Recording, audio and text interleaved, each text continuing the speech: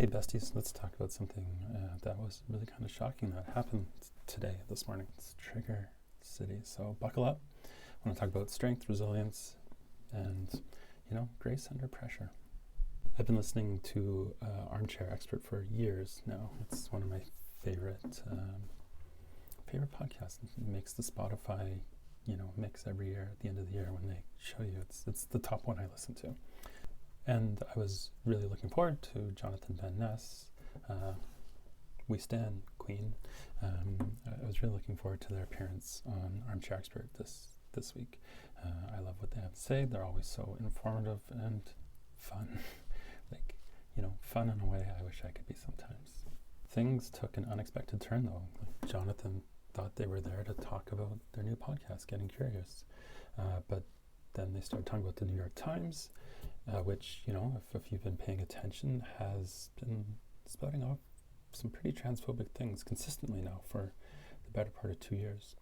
And that just one thing led to the other, and all of a sudden Dax is saying transphobic things, parroting transphobic things, and JVN's like, I feel like I'm talking to my father. And they expressed surprise that they were talking about this when there's so many bigger things to talk about than less than 2% of the population in America. I know it's about 1% here in Canada. We're talking about 100,000 Canadians. The number they used was 1.7 million. I would imagine the UK is probably around the same 1% as well.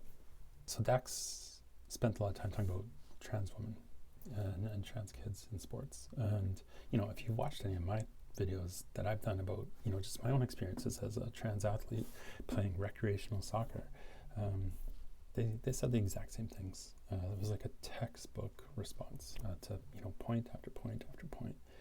And the thing is, though, is that Jonathan shouldn't have been put in a position where they needed to defend themselves.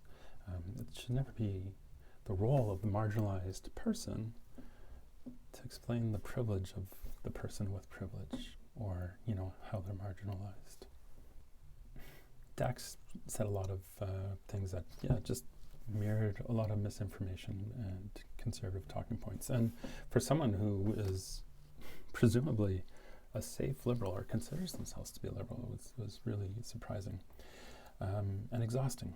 I was out for a walk listening to it, and around 45 minutes in, 47 minutes in, JVN, Jonathan, girl, I feel it, I know that feeling, breaks down sobbing, just says I'm exhausted.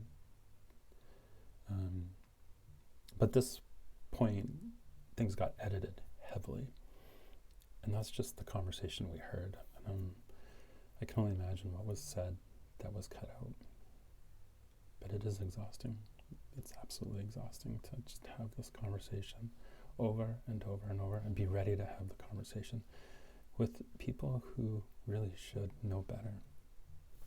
There were a couple points where Jonathan mentioned that they're questioning their gender expression.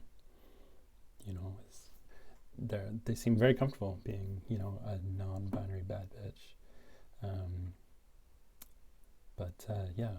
a little bit older than you. In fact, 10 years older than Jonathan, if you're listening, if you're watching. And for me, the most intense experience of gender dysphoria I had around my identity and my gender expression was between 36 and 40, ultimately leading to me changing genders, beginning the process to transition genders in 2017 when I turned 40. We don't choose to be trans, but we can choose to transition. And for me, that choice became obvious when I realized that it wasn't that I was confused about my gender identity and gender expression. It was that I was afraid. And once I realized that, I knew I had to take the step to just let go and see what happened. And all I can say is, on the other side of that fear is everything you've ever wanted, everything you've ever hoped for. It's hard. It is hard. And I'm not going to sugarcoat that. And we're all exhausted, but it is worth it. Anyways, my fabulous besties, we are all on our own path of self-discovery. So let's keep being fabulous. I'm feeling a little extra today. Yeah, let's keep being fabulous and be supportive of each other, even when we got to have these exhausting conversations with well-meaning allies. Have a great one.